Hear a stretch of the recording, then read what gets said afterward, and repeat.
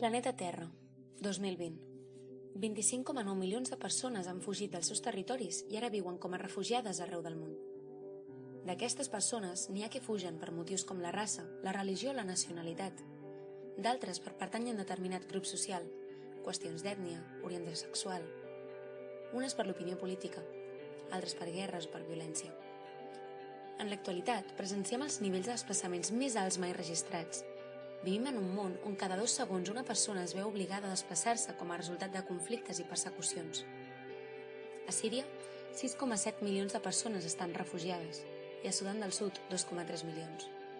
A Tinduf, Algèria, es refugien 200.000 persones del Sàhara Occidental des de fa 44 anys i al Líban se'n refugien 500.000 palestines des de fa 72.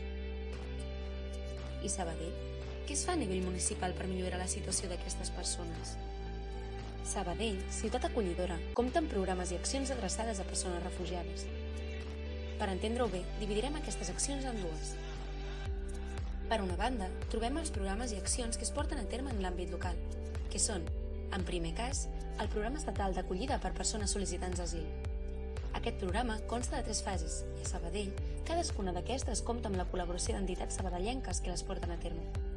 A la prefase, que va a càrrec de la Creu Roja, es fa la primera acollida. Seguidament, començaríem la primera fase.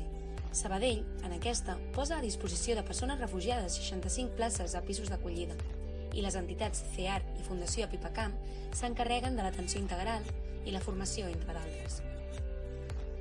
Comencem la segona fase, que és on intervenen les entitats com CEAR, Fundació Apipacam, la Creu Roja de Sabadell i l'Accent. El segon programa és el Programa Català de Refugi de la Generalitat de Catalunya. Les persones que acaben el programa estatal poden rebre mentoria a través del Programa Català de Refugi. Fins al maig de 2019, 12 persones han rebut mentoria sota aquest programa a Sabadell. El tercer és el projecte Tenderol. Aquest projecte municipal, gestionat per la Comissió Catalana d'Ajuda al Refugiat, dona cobertura a les persones que queden fora del programa estatal i no tenen asil. Hi ha 10 places per acollir persones refugiades, i a través d'aquest projecte Tenderol es cobreixen les necessitats bàsiques de les persones de 6 a 12 mesos. Per últim, el quart projecte.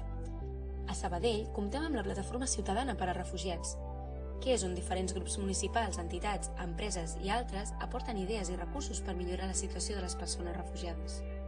D'altra banda, Sabadell també finança a través del Consell de Cooperació iniciatives pròpies i d'entitats locals que treballen amb les persones refugiades en l'àmbit internacional, com per exemple seria l'Agermanament de Sabadell amb l'Argup, que és un projecte amb més de 30 anys de recorregut de col·laboració amb el poble saharaui per millorar la seva situació envers els campaments de persones refugiades a Tinduf, Algèria.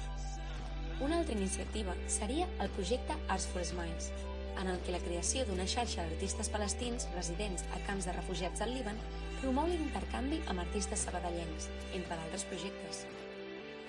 Tornem a l'inici. Planeta Terra. Avui, 20 de juny de 2020, Dia Mundial de les Persones Refugiades, cal rescatar de l'oblit la dramàtica situació que viuen milions de persones. I avui, com cada dia de l'any, hem de prendre consciència que la defensa dels drets humans comença per la sensibilització i la conscienciació ciutadana. Visibilitza l'invisible. Sabadell compromesa. Visibilitza l'invisible.